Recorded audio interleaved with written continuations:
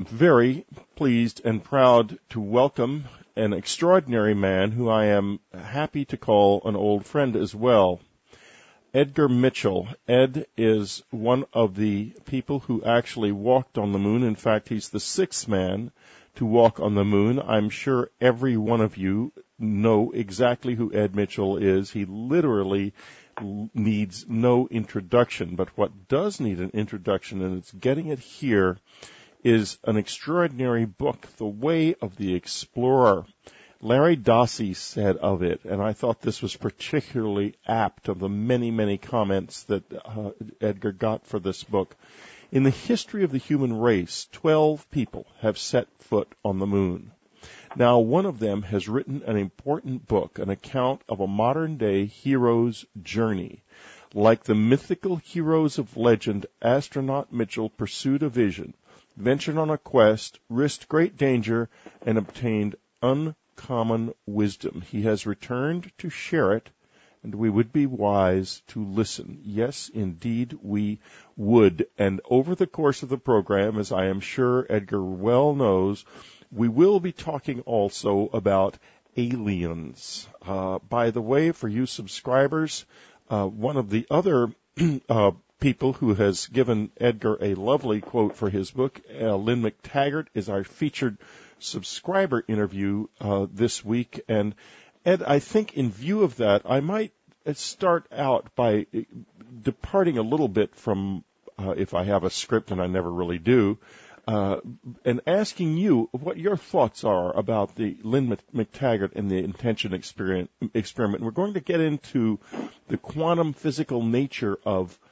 consciousness as Ed sees it a little later, but let's just start there since we're talking also today to Lynn McTaggart. I have skimmed her new book. I have not personally read every word of it through, Whitley, but of course her first book, The Field, I'm very intimately involved with, and I appreciate Lynn's approach. I know that she's a very thorough researcher, but I can't speak to the details of this newest book because I haven't read it word for word all the way through yet. Well, let's really. I guess I misspoke myself because I meant to say that I'd like to talk about the theory of the field and to move from that into your idea of quantum awareness. Okay. And I think that I think you could probably make it a bit more of a response to that. Sure, absolutely. Well, I certainly agree that in recent years we have, and fortunately in large measure due to some work a colleague of mine did that Lynn McTaggart's quite well aware of, Dr. Walter Schimp in Germany, discovered this process called quantum holography when he was doing work with improving MRI machines. He's an MRI expert.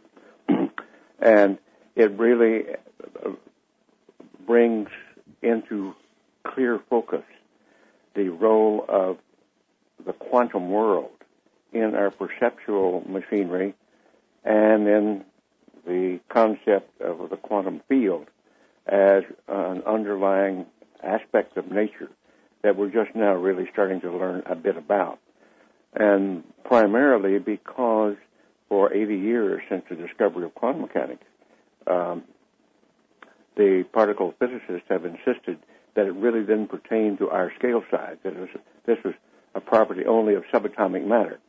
Well, it so happens that it may be a property of subatomic matter, but it has enormous influence because we have a lot of subatomic matter in us, too, on the way humans function, and particularly our perceptual machinery. Exactly, and this is incredibly important because let's talk about a little bit about the so-called quantum perception problem so folks can get a bit of an idea about just how important this actually is. Because if perception influences reality or even assembles reality in some way, then our place in the universe is actually very different from what we've assumed. Wouldn't that be true? That's absolutely correct. And what we're getting past here is the classical physics that stems from the time of Isaac Newton, but for our readers to understand this, that the Cartesian duality from René Descartes of the late 16th, early 17th century came to the conclusion that body, mind, physicality, spirituality belong to two different realms of reality that don't interact. Now, the fine aspect of that, the positive aspect of that, was it got the Inquisition of the Church of that period off the backs of the intellectuals, and they quit burning them at the stake and torturing them on the rack, which was what the Inquisition did in those days with dissenters. And it did allow a science, as we now understand it in the classical period of Newton and the early great thinkers, to arise. But it has progressed for almost 400 years with religion on one hand and science on the other, and never the twain shall meet, until the 20th century and quantum mechanics came along and clearly indicated that there was something here wrong with that notion that body, mind, physicality, and spirituality don't interact. And it's very clear that they do interact now. And that is the major contribution in the 20th century here of quantum mechanics, and particularly the new stuff that's been going on in just the last few years, thanks to much of the work that I've been doing, Lynn McTaggart's been doing, and many of the great thinkers associated here with the consciousness movement. Now let's talk a little bit about quantum awareness and how it's different from ordinary awareness. And in this audience that you're talking to now is engaged in an intense search. It's an audience of about 250,000 people, and they are not like your usual radio audience. These people they know what this is. So when we talk about quantum awareness, you're talking to people who are actively engaged in trying to rethink or re-experience their awareness and the way they work in relation to the universe itself. Okay, well, maybe I can lay a little background here that at least from the academic end and the teaching end and the scientific end, that helps get the proper idea across. Because we need to understand what is different about classical thinking in physics and in science rather than quantum thinking in science. And it has to do with four properties of nature that define the quantum world, and that is entanglement, coherence, non-locality, and resonance. That are the aspects of the quantum world that are vitally important here. Entanglement is this notion that subatomic matter that becomes in a process, and even if the particles go apart from each other, even across the universe, they remain entangled in some very mysterious way, such that if you do something to one particle, the other one immediately and instantaneously responds regardless of where it is in the universe. Right, and the interesting thing about this is, folks, this has been physically proved. It's not. Oh, yes. Yeah, there have been experiments that have shown this is definitely real. Yes, that's correct. It is a real phenomenon. And that just shows that it goes right to the heart of the fact that the universe is mysteriously in some way interconnected, and we would call this an informational interconnection at that level that still has a lot of mystery associated with it. And non-locality, which is part one of these, coherence, that these two particles are coherent in a way. A way to think of coherence, if you think of it as light waves being coherent, it means that their waves are all lined up kind of in a row like soldiers marching, as opposed to being like just ordinary light coming in where the waveforms are in all sorts of angles and not lined up in any way. The light that comes through your window and from the sun is not coherent light, but laser light is coherent light. And laser light is what we've discovered. But what we've now discovered is that that nature was using this property long before we discovered it. And that's quite that's a very interesting observation. And then non-locality is the idea that this information between the two is transported, or is the interaction is instantaneously recognized, regardless of where the other part is in the universe. Well, this kind of challenges Einstein's concept that information doesn't move faster than the speed of light. But here we have validated that this is absolutely true, that it does. Exactly. Oh, yeah. How this happens, still the methodology and the mechanism for it is still very elusive, but the fact that it does happen, that's not in question anymore. And a couple of other things to illustrate this among we humans is a so-called twin effect, that twins who are on opposite sides of the country from each other, or around the world from each other, might on even any given day dress in the same color clothes or have the same sort of thoughts or be in kind of communication with each other. Another example is Mom and Dad go out for dinner at night and leaving Johnny at home with a babysitter, and halfway through dinner, Mom jumps up and says, "Oh, something's happened to Johnny." Calls home, babysitter answers, says, "Well, yes, he fell out of his high chair onto his head and bumped his head." Well, that's the type of information, and we call it quantum coherence or quantum entanglement and quantum resonance that allows that to take place. And go ahead.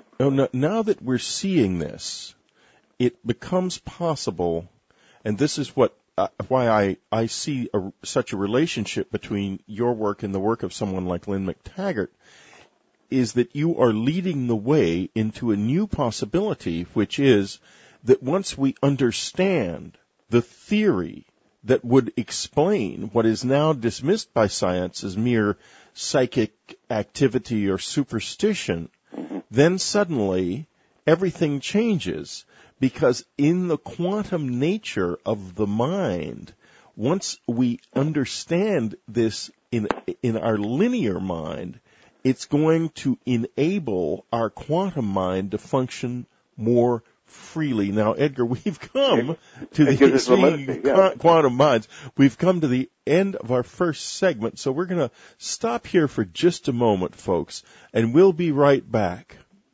Today I'm talking to one of the great explorers of our time, Dr. Edgar Mitchell. Dr. Mitchell's new book is The Way of the Explorer, an Apollo-astronaut's journey through the material and mystical worlds, and it is powerful. This is a working document for those of you who are working on creating or recreating your mind as a quantum mind, and I know a lot of you are, because this is what we work on our meditations all the time in the subscribers section. Well, this book helps because it brings into coherent understanding and ceases to make mysterious things that are mysterious now, and this empowers us. So it's incredibly exciting. Edgar's website is edmitchellapollo14.com, and that's the numbers 14. That's edmitchellapollo14.com. And of course, he's the founder of the Institute for Noetic Sciences, and this is a marvelous and extraordinary organization that you are much commended to get involved in. It is Noetic, Noetic.org. And the Institute of Noetic Sciences is taking certain things very, very far, and it is well worth your time. Edgar, when we left the air, we were beginning to talk about the quantum mind. And what, if you could describe for us what is the quantum mind? How would it be different? Okay, sure. First of all, let's use a couple of metaphors to get the idea across. We have called intuition our sixth sense, but in fact, we should be calling it our first sense because it's rooted in quantum reality and quantum properties, which have been around long before our solar system or our planet has. It's the most basic way that nature transmits information, and so we can call that our sixth sense, or rather our first sense instead of our sixth sense. Now, in addition, one of the properties that helps us recognize this is that we have a mechanism called a Faraday cage, which screens out electromagnetic signaling. And waves like radio waves and television waves can't get through a Faraday cage, but we can put parents, our lovers, our parents and children, or any people that are simpatico or know each other, one inside a Faraday cage and the other outside, wire them up to EEG machines, and tell them to think about each other. And lo and behold, in spite of the fact that they're separated by a Faraday cage and screening, their brain waves can go in sync. And this is one way we test all of that. And it so happens we test it continually, and it's the way the world works here. And so the very basis of our perceptual machinery, and it explains all of our psychic stuff, but it's even the basis for our normal perception, is rooted in these quantum properties of nature that we're talking about. So, what we're looking at then is the actual truth is that the linear mind is a kind of filter. It's not the real mind, and this is about working around or realizing that filter is just that. Ironically, the illusion isn't quantum reality. The illusion is mechanistic reality. Would that be directionally correct? Well, yes. I think we have to say that our perceptual mechanisms require both, because our normal sensory mechanisms, the 5 so-called normal senses, are built upon the particular attributes of the solar system and the planetary system that we live in. So our visual acuity is attuned to the brightness and the lightness of light produced by our sun. Our acoustic ability, listening and hearing, is due to the particular constituents of our atmosphere. So we evolved being able to utilize that sort of information. But the very basis of it is a quantum reality. Now, we have learned to use this, for example, let me digress and use this for this example, that in our telescopes in the great astronomical observatories, right, in Hawaii and in Chile, and et cetera, right, they have a way of reducing the twinkle, and it's tied with exactly what we're talking about. To see clearer into the heavens is that you have to eliminate the twinkle or the waveforms that are disturbed by the light coming through the atmosphere of our planet. And they do that by sending a laser beam into the atmosphere, catching the reflection from that laser beam back, because that represents the atmospheric interference, and removing the image from the image of the light, this noise, and getting a very clear picture of the heavens. That's using lasers to correct for the atmospheric interference, and we know how to do that. And the same thing is true here with our brain-mind. When we learn how to meditate and use our brain-mind differently, we can eliminate the noise. We can start to get more clear signaling. And the ancients have been doing this and knowing this for centuries. For centuries, yes. It's as if, with our meditation techniques. It's as if we're recovering something, not discovering something here. Yes, that's right. We're recovering. And with our thinking minds, our rational thinking brains, as we discovered to use that and used our language, we started to abandon these deep intuitive things. Now, we've always had them, but we've focused more on our rational thinking brain mind than we have on the deep mind, that carries this sort of information. The way of the explorer kept hitting me between the eyes, Edgar, and one of the most powerful sentences I've ever read anywhere, folks, and this is because this sentence deals so directly with exactly the kind of change we are all looking for and we know is out there. Listen to this. Non-local resonance with any part of the space-time universe should be attainable by shifting one's point of focus to the 0 point, for it resonates with all matter. Now that reads to me, Edgar, like a practical, down-to-earth, meditative technique, which I suspect that is there. And the question first is, and this is amply discussed in this marvelous book, is your definition of the 0 point. When we are out there in our meditative space, what are we looking for when we're looking for the 0 point? Well, first of all, let's define what we're talking about here. It was discovered over a century ago by the great physicist Max Planck that all matter emits and reabsorbs energy and photons of energy. And at that point in history, we still weren't sure whether light was a particle or a wave, and the argument's been going back since Greek times. But at that point in time, Einstein and Max Planck and the physicists of that period came to the conclusion. Einstein wrote the famous paper that said light is either particle or wave, depending upon what experiment you do with it. So it has both aspects. And very shortly we discovered that all matter at that level has both wave and particle aspects, depending upon the experiments you do with it. Well, that was the beginning of quantum mechanics. Now, what the physicists have done for almost 80 years, once they discovered that, was they kept studying and deeper, how do these little particles split up, recombine, what's their properties?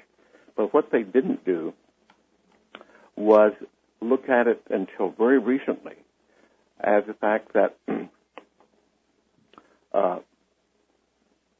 as a group, and now let me use this idea to get it across.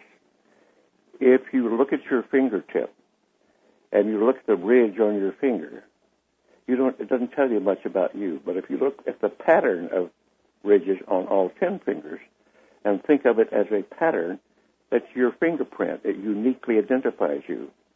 Well, what a colleague of mine in Europe, Dr. Walter Schempp, did about 15 years ago now, was study this as a group of emissions, and he discovered that if you consider the group emissions from every physical object, it carries unique information about that physical object, and it doesn't matter whether it's a light bulb in your house, your chair, your dog, an organ of your body.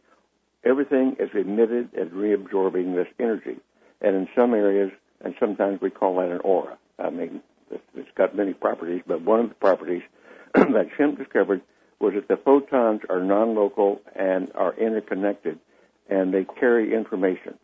Now, to leap a little bit ahead, the ancients knew this, but they didn't know it quite the way we do it with quantum mechanics, and they called that particular property the Akashic record. And it's absolutely fascinating because we've speculated on this show for years about the nature of the Akashic record. Fascinating. Go ahead. Well, exactly what we're talking about here is that Dr. Schempp discovered precisely that the emissions from each physical object, when considered as a group and managed with a particular mathematic called the nilpotent Dirac-Heisenberg Lie group algebra. Now, that's a mouthful. Don't worry about it. But that's the mathematics involved.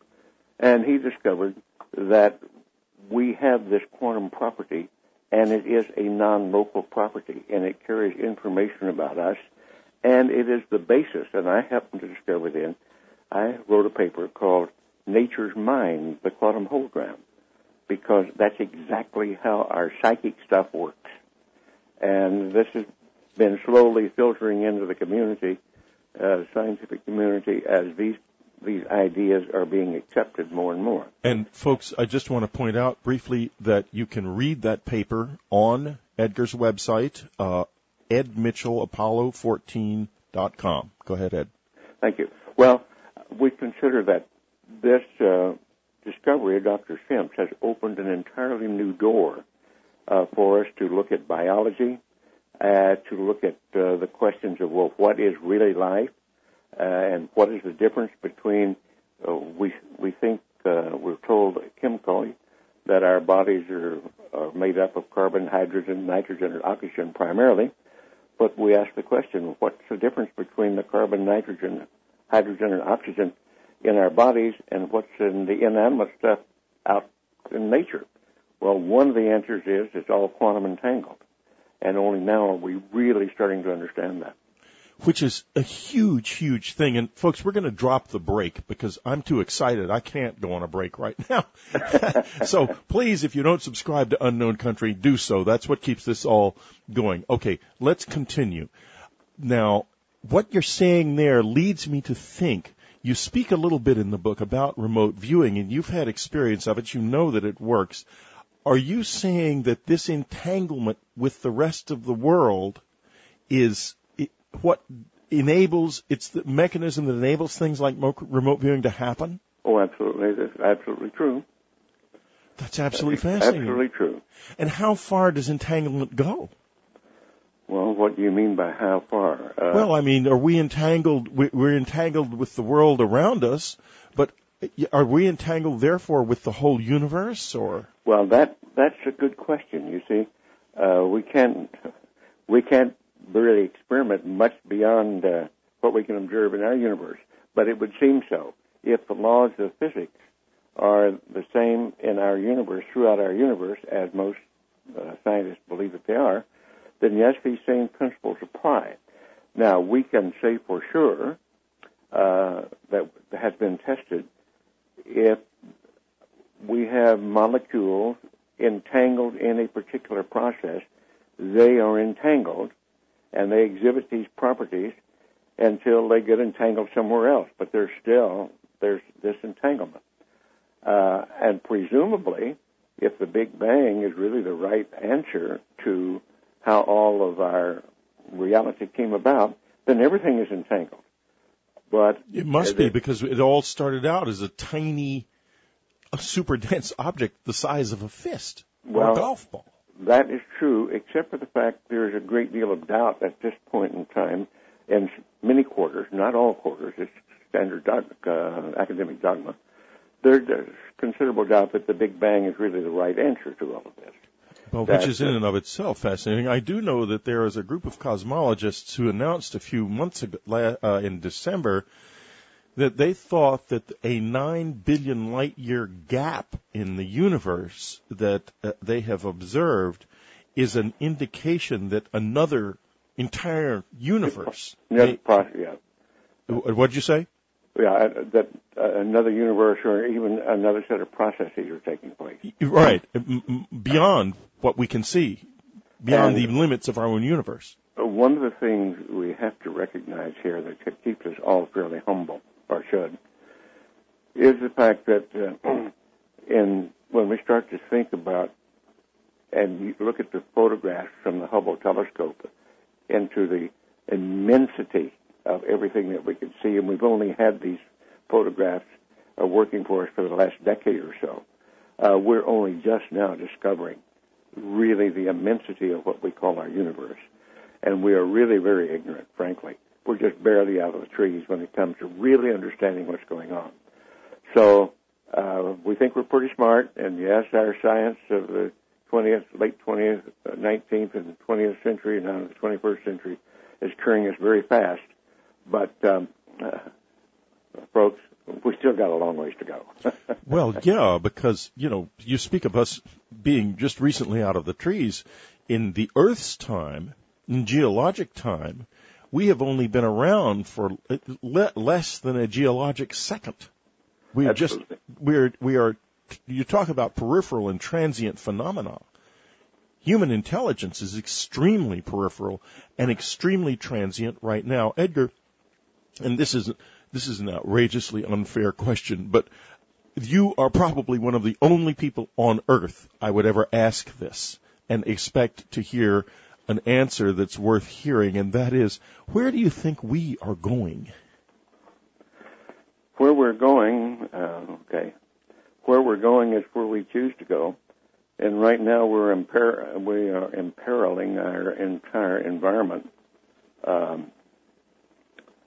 because we're not being very wise. At this point in our history,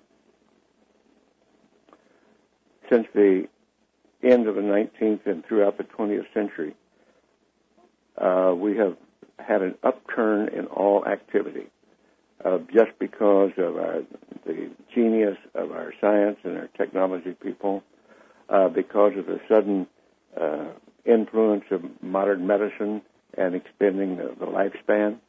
Population, which was less than 2 billion people on the Earth at the beginning of the 20th century, is over 6.5 billion now, so we've far more than tripled ourselves in 1 century.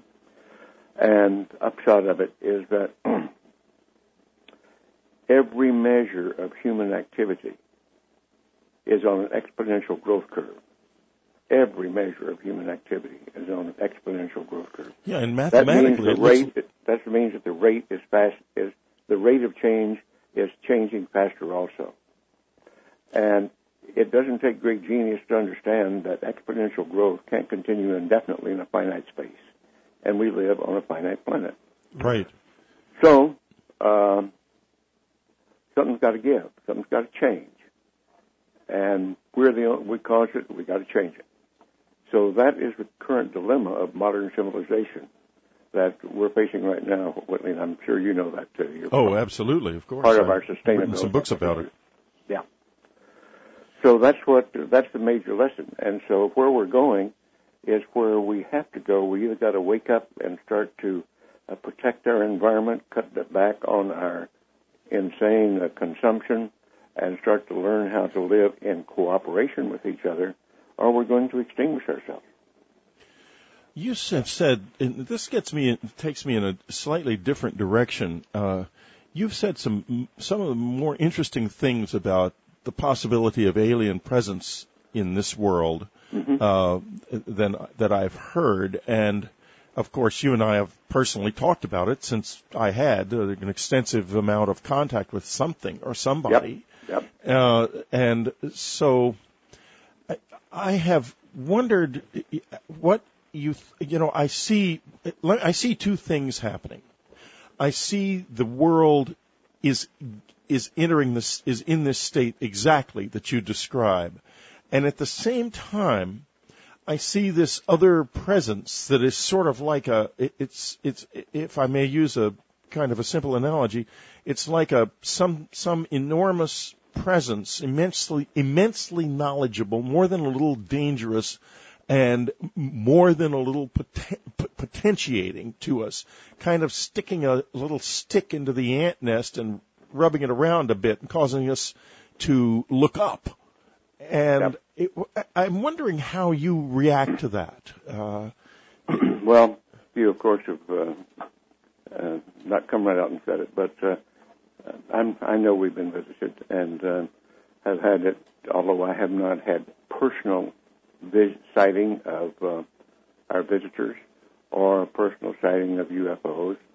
I have been briefed since I grew up in Roswell, New Mexico, by the way, which our readers may not know, our listeners may not know. Yeah, I was actually going to get to that very soon. It's quite remarkable. And when we're going to take a break in a couple of minutes, folks, and when we come back, we'll talk a little bit about Edgar's rather the amazing milieu in which he was raised, and then what happened on the Apollo 14 mission. But let's go ahead with this now.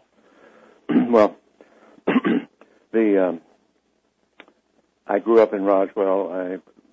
I knew many of the people, local people, or my family did, involved in the so-called Roswell incident.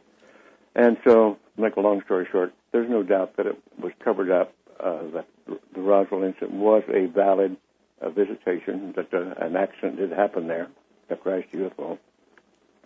And not only have I had that confirmed by folks that my family knew in the Roswell area, but over the years, because of my astronaut experience, what I called old-timers contacted me, or somehow we came together, that were knowledgeable in this because they were there. They were either in the military or they were in the intelligence service or sometime at that point and had these types of experiences or were involved with it. And so I, at one point, went to the Pentagon because I had connections there and asked to talk to some fairly high-level people, which a meeting was set up. And so I showed I told what I knew. And the officer there, who was quite a high-level officer, said, I don't know about this, but I should know about this because it should be. It's part of my job. And so a few weeks later, he went back and said, you're right. And then he started to try to break in because he said, this should be my job. I should be in charge of this. And he was denied access. Now, we know that quite a number of our people over the years, since the 1950s, when all of this started to take place, have been denied access. But it's opening up fairly rapidly these days after all of this time. And I have the feeling that before very long, the fact of alien presence will be quite well accepted and quite, whether it will really be fully acknowledged, I don't know. But certainly a number of governments around the world that are well aware of this, like the Belgian government, the French government, the Brazilian government, the Mexican government, have fully acknowledged their files and their knowledge of the UFO phenomenon. Folks, we're going to take a little break right now. We'll be right back. We're talking to Dr. Ed Mitchell. His new book, The Way of the Explorer, an Apollo astronaut's journey through the material and mystical worlds. Do not miss this, because if you are on this journey into quantum mind, as I know most of you listening to this are, this book is important. It's real important. Don't miss it. The information in here is valuable. It will help you take this journey. Ed is probably the world's leading explorer for the simple reason that he not only has he walked on the moon among the sixth man to do so, but he has taken the potency or the magic or the power of that journey and internalized it and re-expressed it as a new journey into inner and outer space that all of us can take. Don't miss his website, edmitchellapollo14.com, and explore the Institute for Noetic Sciences as well. That's noetic.org, Noetic.org.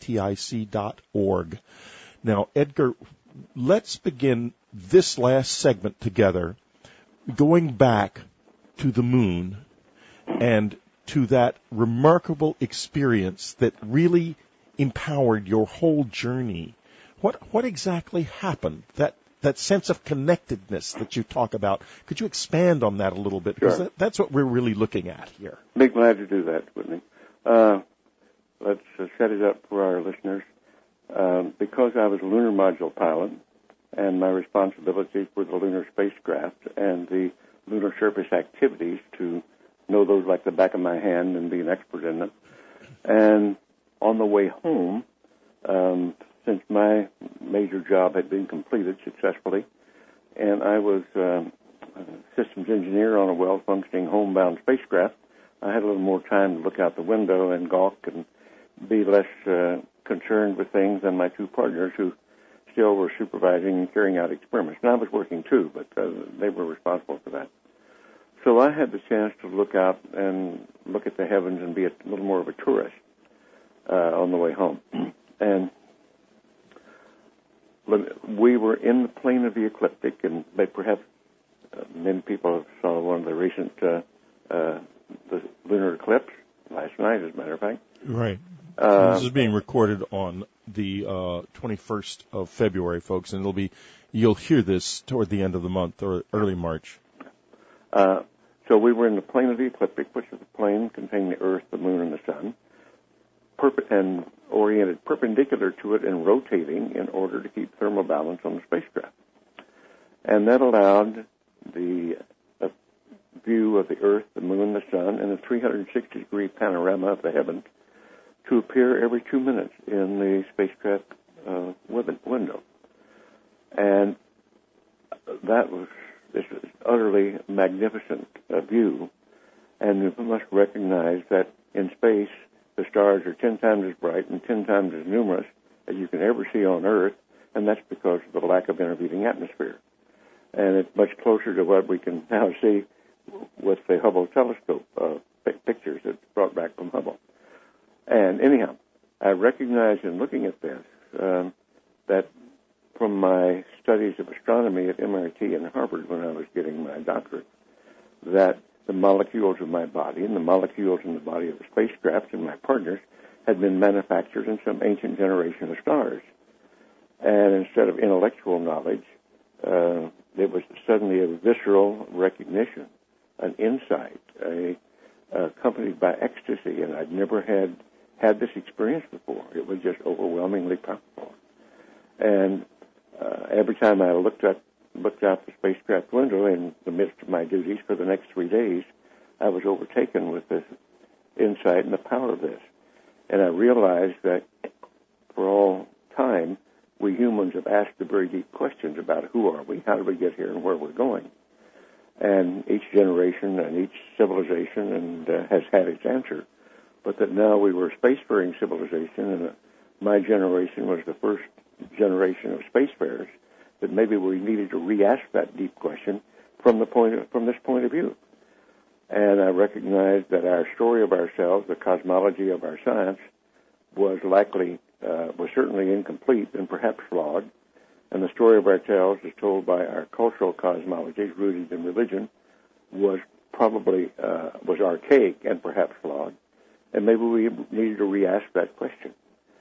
So here I came home with this experience happening for 3 days coming home, just blowing me away. And I got home, started looking in the literature to find out what all this meant, and could find nothing in science and nothing in this religious literature. So I turned to some scholars over to nearby university, Rice University in Houston, to be specific, and asked them to help me. And very shortly they came up with, out of the ancient Sanskrit in India, several thousand years old, the description called Salvakapa Samadhi, a mind state in which you see things in their separateness and in the way we see them, but sense them internally as a unity, as a oneness, and accompanied by ecstasy. And I said, well, when they presented this to me, I said, that's exactly what was happening, is that I could see all of this, but I was feeling absolutely blown away and excited and overwhelmed by the utter beauty and the unity of all of this. So I then, from that point, started delving into the cultures of various civilizations. And I talked to medicine men and kahuna in Hawaii and shamans from Tibetan Buddhism and the mystical and spiritual leaders of as many different cultures as I could get a hold of, and found that in every culture of the world, these types of experiences were somehow recorded in the lore and in the literature or in the verbal lore of that culture. And I realized that that was a common experience of we humans, and that it is probably rooted in the very fundamental ground of our being. Some would call that God, but I would call that the zero-point energy field. Well, this leads me into what I thought was one of the most powerful reading experiences I've had in a long time. And the whole book is powerful, and it's very coherent. That's what's so exciting about it, is that so often the material that we are dealing with is not quite coherent, and because people are struggling with their inner focus, we don't know quite where we are with this yet. But you seem to, very much so. And anyway, Chapter 25, Portraits of Reality, brings up things like the proposed multidimensional universe being one result of the search, and then speculations as to the world disappearing when no one is looking. In other words, the speculation that everything is in superposition, and I think most of my listeners know what that is, but in any case, superposition is a state where an electron or any subatomic particle is not in any particular place. It's nowhere and everywhere at once until it's perceived, whereupon it becomes a particle again. And this allowing, is it possible, do you think, to use this principle, this fact of nature, and it is a fact of nature because we can actually detect it. We know that it's true. In meditation in some way, to expand, allow our minds to expand, as it were, into the universe. And we've got about 4 or 5 minutes left. God help you. Well, so certainly what you've just described is a fundamental enigma of the basis of quantum mechanics. But Einstein and Bohr all argued about it, and that was Einstein's statement: does the moon go away when you close your eyes and you're not looking at it? And, of course, we know it doesn't. But at the very basis of the particle wave argument at the bottom of quantum mechanics is this superposition principle, where we can't really know exactly where a particle is at any given time. We can only know it probably. And so let's not get into all of that at this point because it's so very basic to some very arcane arguments. But the universe as we perceive it is it's just like we see it, except for the fact there is this level down deep that things are happening kind of very much like at the subatomic level, the way they're described in quantum mechanics in this way. And it's exciting because that is the basis. It's the fundamental basis for how our world is put together. Edgar Mitchell, the sixth man to walk on the moon, a man who has now journeyed far, far beyond the moon, as close to the edges of the universe as I think we have as yet gotten. His new book, The Way of the Explorer, don't miss it. And don't miss his website, Dr. Ed Mitchell, Apollo14.com, and the Institute for Noetic Science awaits your interest and participation. Ed, thank you so much for being with us. Thank you, Whitney. It's been good to talk to you as always. Yes, indeed. Last summer, one of the most astounding UFO events of all time took place when these strange objects we have come to call drones began appearing. First there was the Chad drone, crystal clear photo imagery. Then there was the Big Basin drone. Then there were other drones. Then there were witnesses who had seen them in the past, witnesses that Linda interviewed. In their frantic attempts to debunk this, everyone who was interested in doing so carefully ignored those interviews. Well, now there are new interviews, new witnesses. Need I say more?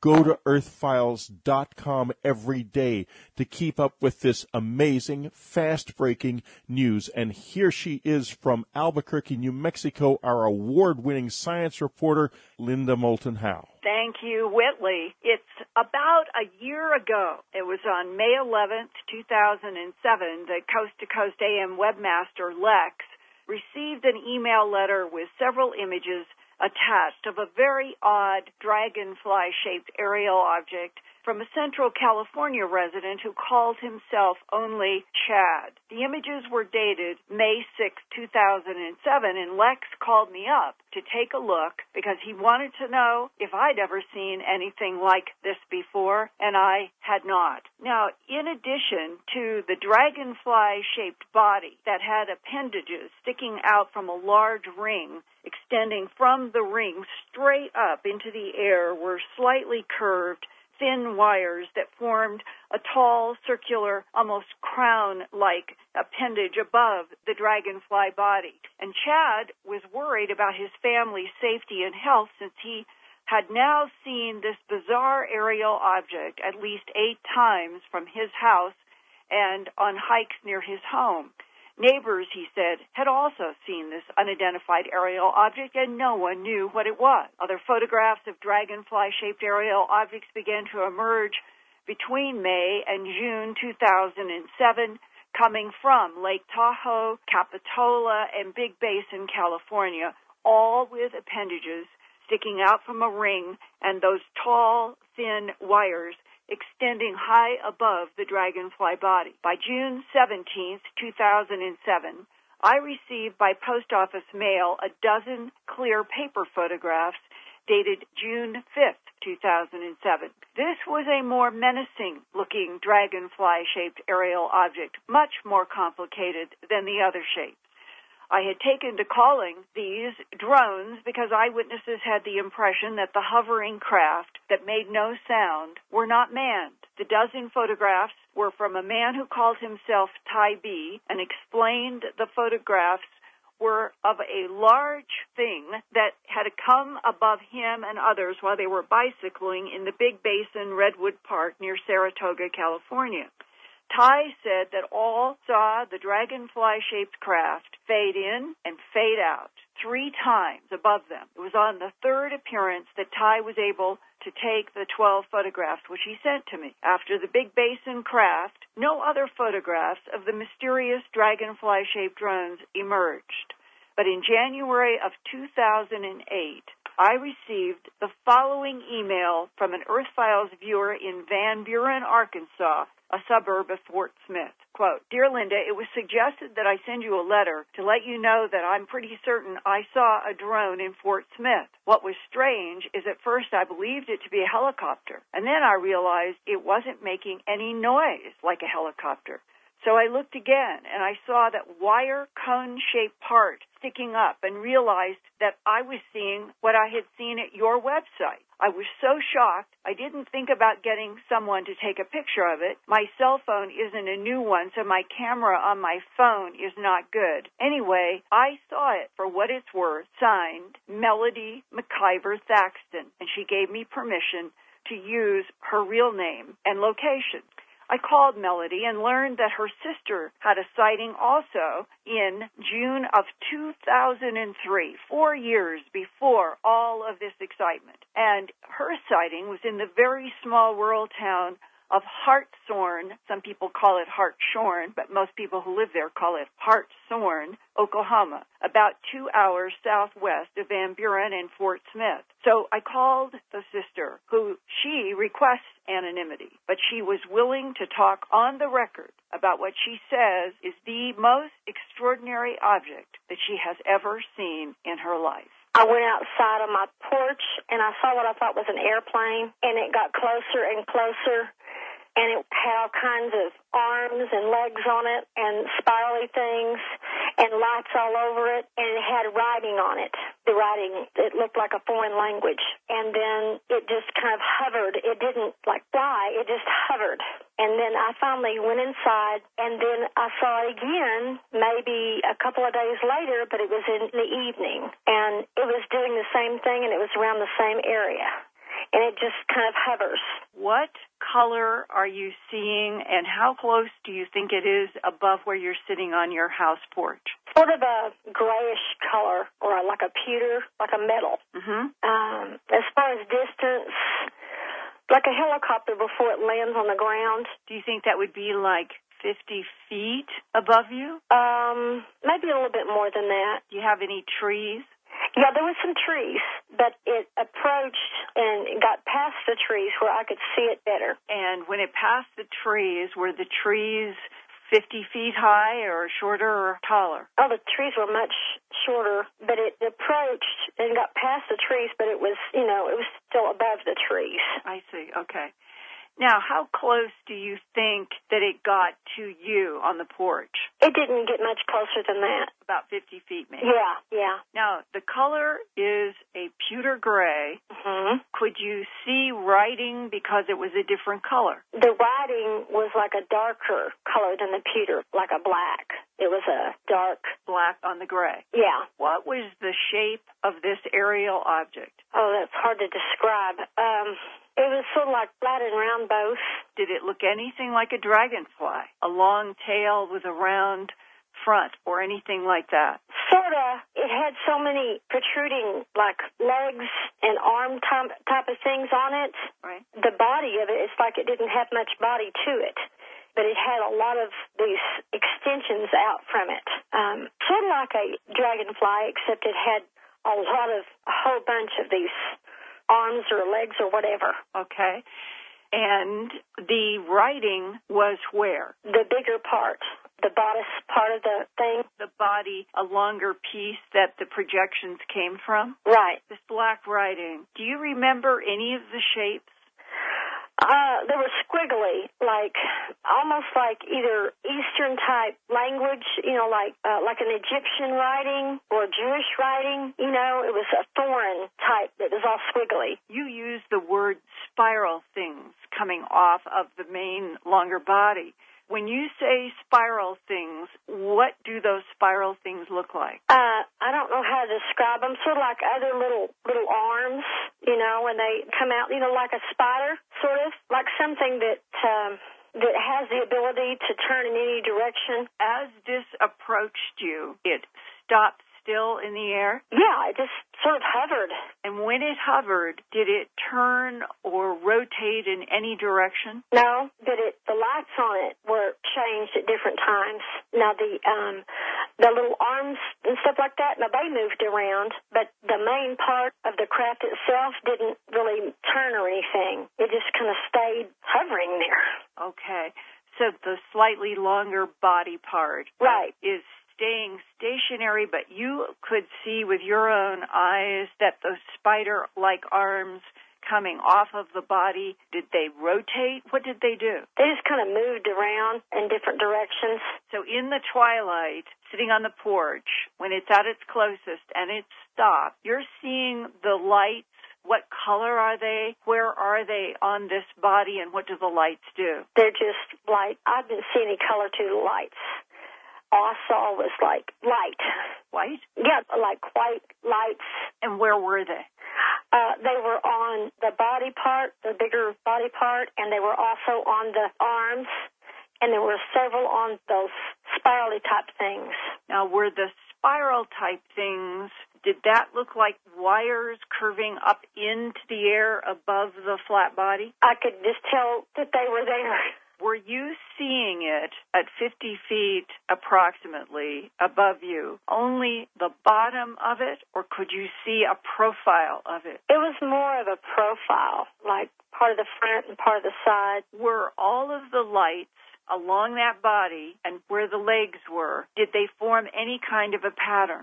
Some of them seemed to take turns lighting up. Like they would gradually all light one at a time and be all lit, and then they would go off, and then they would do it again. So it was kind of a constant lights coming on, and then did they all go off at the same time, and then? No, they were all in different places doing this weird light on, light off kind of thing.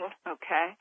Was there any time when it did not have any lights showing? I don't think so. So there was this active white light activity all over the body of this object the whole time. Right. How big do you think those lights were? Some of them were smaller. Some of them were about the same size as the tips of my fingers, and some of them were larger. Where were the larger ones? in the bigger, like the smaller ones were on the spirally things, and the larger ones were on the leg things and part of the bodice. Did you see all of those legs move at one time or another? I saw the smaller ones moving some, but not the larger ones. The larger ones were just still. How long did you sit on the porch and watch this object hovering above you? Oh, my. The first time I saw it, probably, I don't know, maybe 45 minutes, an hour, long time. And during that time, did you ever hear any sound from it? Like a humming or a buzzing sound. Could you try to mimic that for me now? Steady, or did it go off and on, or? Kind of off and on. Did you ever think about calling the police or a fire department or somebody to come take a look? I contemplated actually sharing it with a neighbor or a friend or something, but to be honest, I was afraid that they would think I was crazy and not really listen to me, because I did discuss it with my husband later. I talked to him about it and told him what I saw. He just kind of shook his head and said, I probably just saw a satellite. And I told him, no, it wasn't a satellite. Living out where I was at, we're talking about hillbilly authority. They would just think that you were drinking or something. Anyone that would take it seriously or want to check it out was way too far away to get there. Because any place like that or any authority, it would be like 2 or 3 hours away. Wow. Because it's a little, way rural, way out in the country. So, are there any military bases? Yes. McAlester, Oklahoma they make ammunition and they test it. It's called the Army Ammunition something. I can't remember. And it's over in McAlester. And McAllister's how far from Hartshorn? It is like 30 minutes maybe. So very close. Yes, ma'am. Okay. And at the end of this hour watching the object in the sky, what happened? Did it leave or what? It just, like it went backwards, kind of gradually faded. Just couldn't see it anymore. When it began to move away from you, did you notice any change in the color of the light, the intensity of the lights, the number of lights? Did anything on it change when it started to move backwards? It seemed to brighten up more. Did it go back away from you very slowly? No, it actually seemed to move kind of fast. It was surprising. I actually wondered if it wasn't something from the government, like a secret project of some kind. The object moves away from you. Mm-hmm. Describe what happens as it's moving away. It just kind of gradually fades. It just kind of disappears. It was as though it was never there. How many days or nights later was it when you see it a second time? It was close. The timing was close. I remember that. It was within the same week. It was evening time, and I thought I saw just a bright star at first from a distance, and then it got closer, and I pulled into my driveway.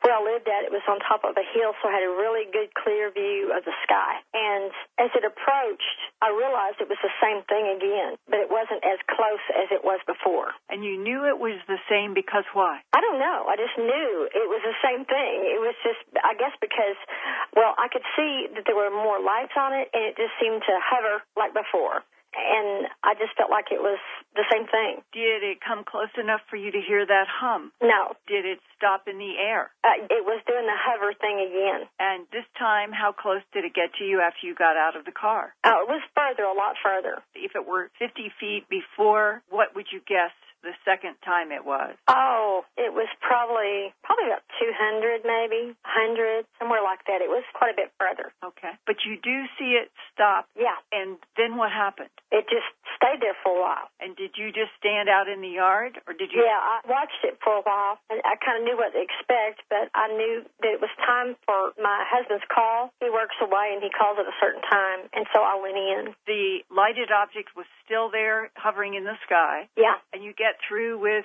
the phone call. Do you go back out? No, because we talked for a long period of time on the phone back then. So you do not know what happened to it, but as far as you're concerned, two of these odd dragonfly-shaped objects, one in the twilight and one at night, came within 1 week to where you lived in Hartshorn, Oklahoma, probably June of 2003. Right. Now, when I interviewed her, she did not have any computer ability to receive images. And finally, we set up a day with a neighbor so that I could send her 7 images spanning some of the various shapes that had occurred between May and June in 2007. And she called me back, and she said, Linda, it's number 7. That's what I saw. And Whitley, number 7 was an angle on one of the big basin, menacing-looking machines. And when I realized that that is what had been hanging maybe 50, 60, 70 feet above her for an hour, I couldn't believe it. But I asked her, I said, we're now looking at this photo. Do you see that basket thing that hangs down underneath it? She said, oh, yeah, that was moving. That was moving a lot. And I said, well, what do you mean moving? She said, you know that those cage parts, they come up, and it would move up. These things would come apart like a basket coming apart, and then they would come down together, and then they would go up, and then they would come down. I said, did you see any kind of a beam or any kind of a light or anything that was moving in or out of that basket? She said, no, it just was moving like all of those other parts. Incredible. Oh, now, my God, Linda. Now, we're not quite through because no. after this, I talked with the sister about what she saw in the middle of November 2007, months after all of the excitement. I was leaving the building where I work, and I went to my car, and I looked in the direction where I was fixing to drive out of the parking lot. And there's a building, there's a business that's next to where we're at. Above that, I see this thing in the corner of my eye. And at first I thought it was a helicopter. And I thought, wait a minute, that's not a helicopter. I realized that there was no sound. You know how much sound helicopters make, especially if you're in a vicinity. This was not making a sound. And I realized I was looking at what appeared to be like those pictures I had seen of the drones, which had this weird, funny, metal-looking shape thing on it, and it looks like it's got a tail, like a long, flat tail sticking out. Well, we've talked in 2007 about a dragonfly shape. Would this be like a dragonfly? Yeah, kind of like that. A long tail that has... That's the best way. I mean, if you want to compare it to something, yeah, I guess so. There's not anything that I've ever seen anything like that. It was so unique. Yeah, exactly. Were you seeing this aerial object because it had lights on it? No, it wasn't dark. There was no lights on it at all. I mean, it was still daylight, and it was hazy outside. Like it might rain, but it's not going to rain for a little while. Okay, hazy gray. Yeah, hazy gray. And it was in pretty clear sight, and there was another person, and I think they were a customer of where I work. They looked up and kind of looked at me and said, are you going to get a picture of that? And I said, all I've got is my camera phone. And I started to go back to the building to see if I could find a photographer that was still there. And as I was going back to the building, the thing just kind of dissipated. You could tell it was moving slightly, but it wasn't moving very fast. So it just sort of faded out? Yeah, it just faded out. You know the profile in the photographs at Earth Files, all of them have prongs or some kind of wiry structure going straight up into the sky. Yeah, that's what I was telling you. That's stuff that stuck out. So you were seeing those prongs sticking up in the sky above the body. Yeah, that's why at first I thought it was a helicopter when I looked at it.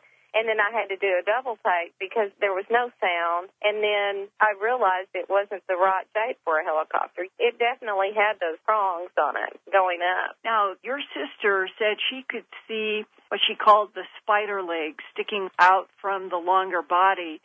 Some of them were moving. Did you see any of the projections off of the main body moving? No. Evidently, from the way she described what she saw it at a closer distance. Mine was further away, and I couldn't see anything moving, and it was pretty hazy, but the thing itself was just kind of like floating, and it had these metal things going up, almost like a funnel shape the way it would go up, like it was like an upside-down funnel. Right. And then it had like a tail sticking out that was metal-like. And it was basically slowly moving towards the west. When I realized what it was and that it was not a helicopter because there was no sound, it didn't move away fast. It just disappeared, kind of dissipated, like a cloud of smoke. That was November of 2007. Had you talked with your sister about what she had seen 5 years earlier before? No.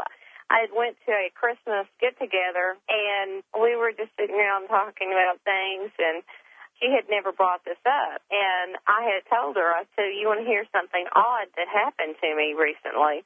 And I told her about what I saw, and she said, that sounds exactly what I saw a few years back. And I said, what did you think it was? She said, I thought it was like some kind of spy equipment. Part of the thing is that most people around here, if you tell them you saw something like that, they think you're crazy. I haven't really discussed it with a whole lot of people because of that reason. So this is the Bible Belt. Not saying that Christians can't believe in UFOs, but a lot of them, they discourage it. And when I sent her the same exact 7 photos that I had sent her sister in Oklahoma, the picture, she did not know what her sister had selected. And Melody picked out the Chad photo from early May as being the closest to what she had seen in the middle of November of 2007, 5 months after all of the last excitement in June. So, Whitley, I think that these 2 sisters are describing exactly what we had photos of in the May-June period of 2007, and yet one sister in Fort Smith, Arkansas, Van Buren area sees what looks like the Chad shape, and the other sister, 4 years before, in 2003 June, sees what we all have considered to be the most amazing, the Big Basin, huge, complicated, menacing-looking machine. She sees in Hartshorn, Oklahoma in 2003, and neither sister had talked with each other until Christmas of 2007. Well, Linda, it is a truly extraordinary story, and I'm sure you're aware of the fact that between February 12th and 14th, there was a meeting at the UN, which actually did happen. I have confirmed that after some initial confusion, shall we say, between 3 senators, some representatives of the National Guard, the Air Force, the Papal Emissary, and representatives from the various G8 countries trying to discuss what to do about all of these incredible UFO sightings that are happening around the world. Because it's not just us. It's Turkey, it's England, it's Iran, it's Iraq, it's Russia, it's everywhere, all over Europe. And Mexico. South America, and Argentina. It's a worldwide, undeniable phenomenon, and so close to us now, we can practically touch it. So they decided that if it continued like this in 2009, there would be a change in policy, or they would recommend. These were below the ambassador level. They were certainly not going to be making any policy, except for I believe a couple of the ambassadors were there and senators.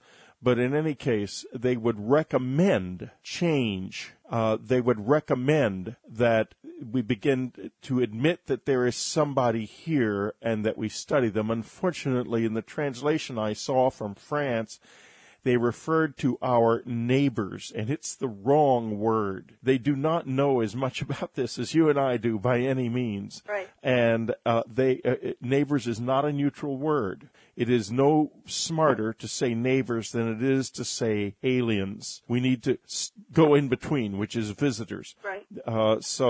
And there was also some comment about the abductees and the witnesses, and in general, they were not looked upon very favorably by this group. Of course, it's because they represent the one thing that is truly difficult about this and the one thing that cannot be controlled, which is the fact that, sightings aside, the place we see them most often where we would least like to is our own bedrooms. Right.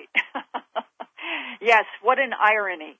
That there is debate about whether to open up the truth about other life in the universe when it has been interacting with this planet for millennia. Well, exactly. And However, I have to tell you also that I wonder if our admission or our official admission that this is real won't be some kind of a tripwire and open a door that we can never close again, that has never really been open throughout all of human history, when we have been denying them or confused about what they were, or thinking they were one thing and when they were actually another, and by that very process, keeping them at arm's length. If we embrace them, I think they're going to prove to be too hot to handle. Well, I don't think the word is embrace.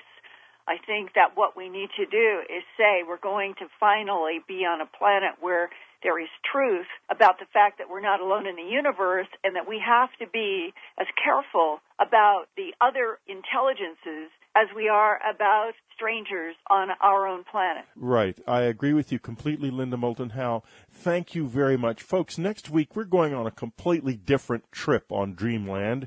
We had Edgar Mitchell this week. Next week we're going to learn a little bit about something I knew nothing about and decided, well, heck, who knows what this is all about. We're going to find out something about voodoo next week.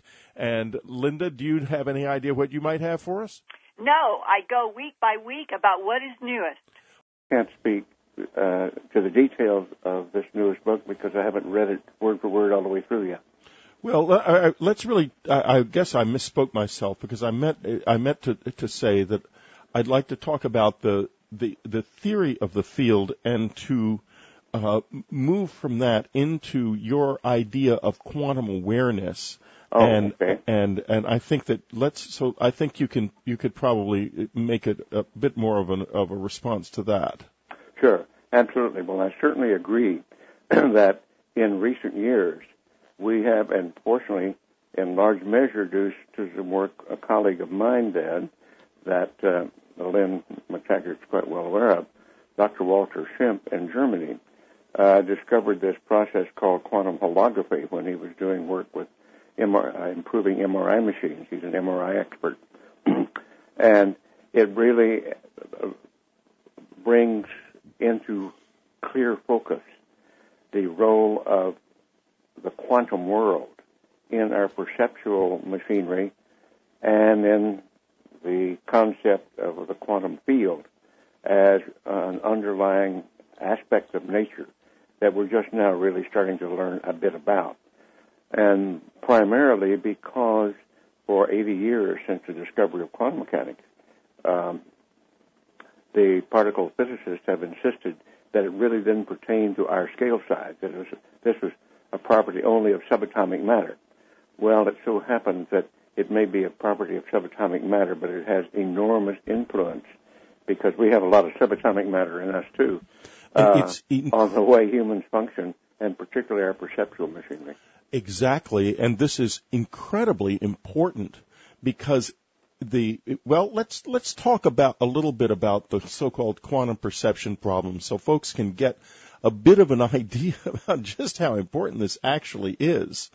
Because if perception influences reality or even assembles reality in some way, then our place in the universe is actually very different from what we've assumed. Wouldn't that be true? That's absolutely correct.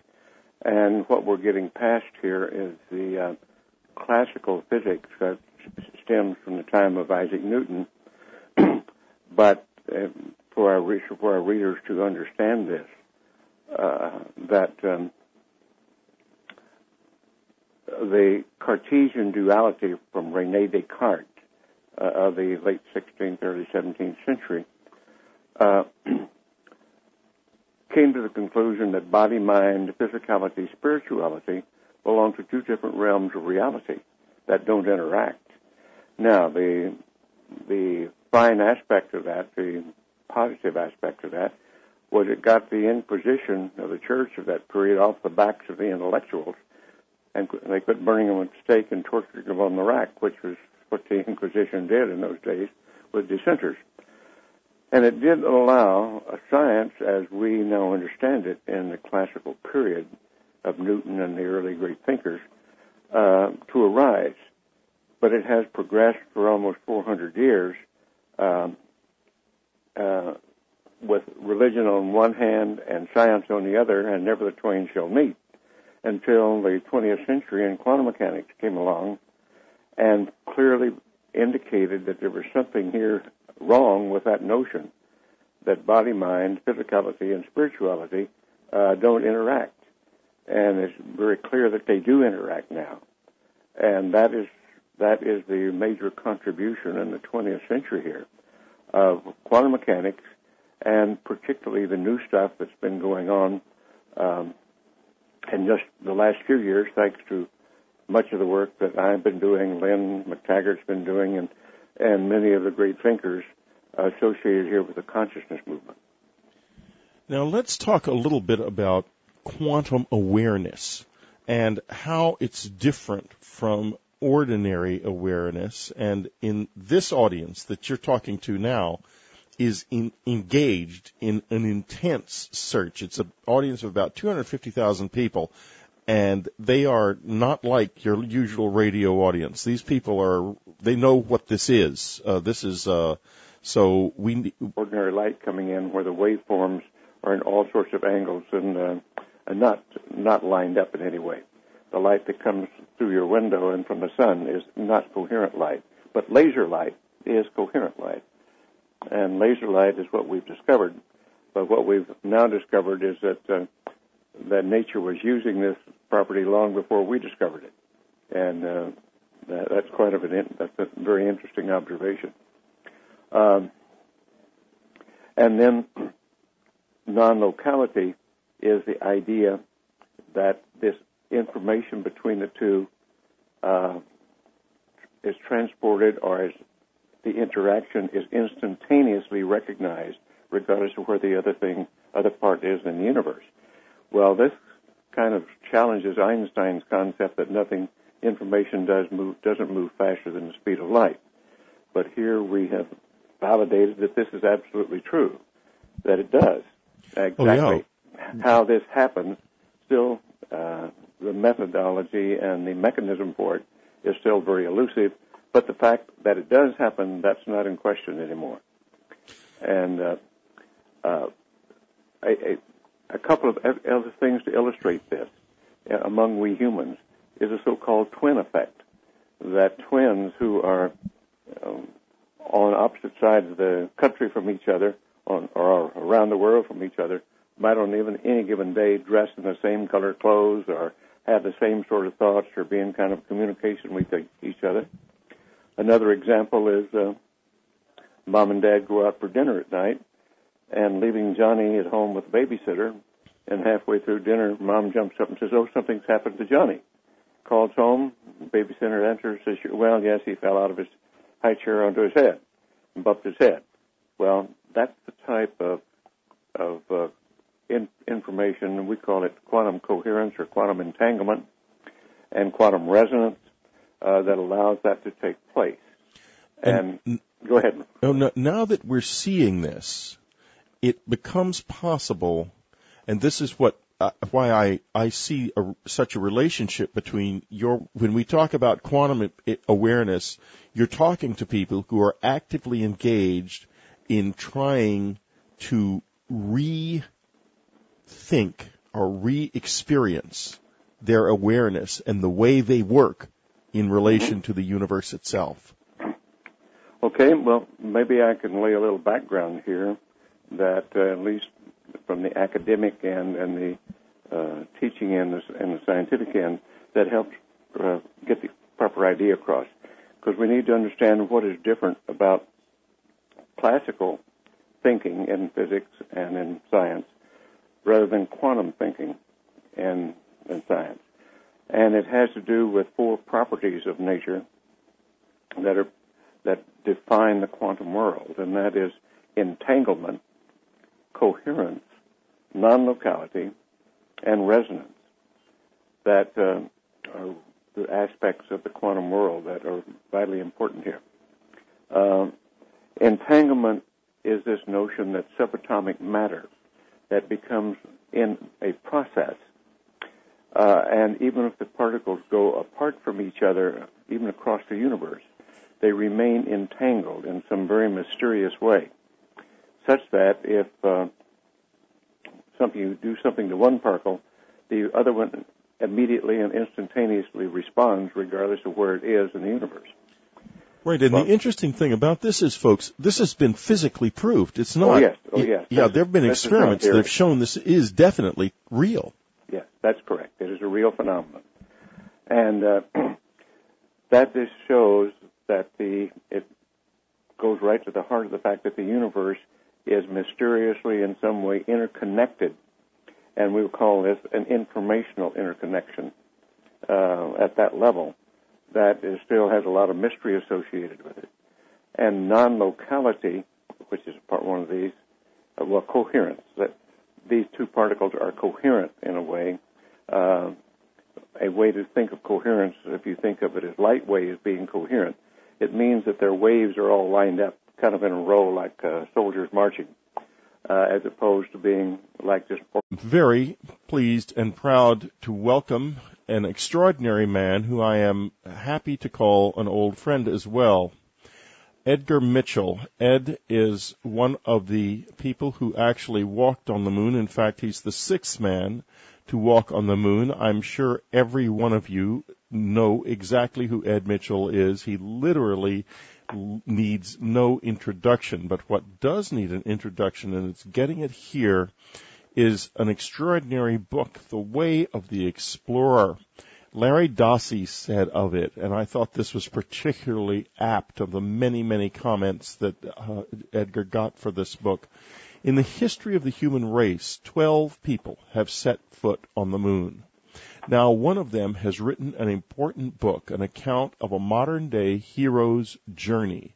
Like the mythical heroes of legend, astronaut Mitchell pursued a vision, ventured on a quest, risked great danger, and obtained uncommon wisdom. He has returned to share it, and we would be wise to listen. Yes, indeed, we would. And over the course of the program, as I am sure Edgar well knows, we will be talking also about aliens. By the way, for you subscribers, one of the other people who has given Edgar a lovely quote for his book, Lynn McTaggart, is our featured subscriber interview this week. And Ed, I think in view of that, I might start out by departing a little bit from, if I have a script, and I never really do, and asking you what your thoughts are about the Lynn McTaggart and the intention experiment. We're going to get into the quantum physical nature of consciousness as Ed sees it a little later, but let's just start there, since we're talking also today to Lynn McTaggart. I have skimmed her new book. I have not personally read every word of it through, Whitley, but of course her first book, The Field, I'm very intimately involved with, and I appreciate Lynn's approach. I know that she's a very thorough researcher, but I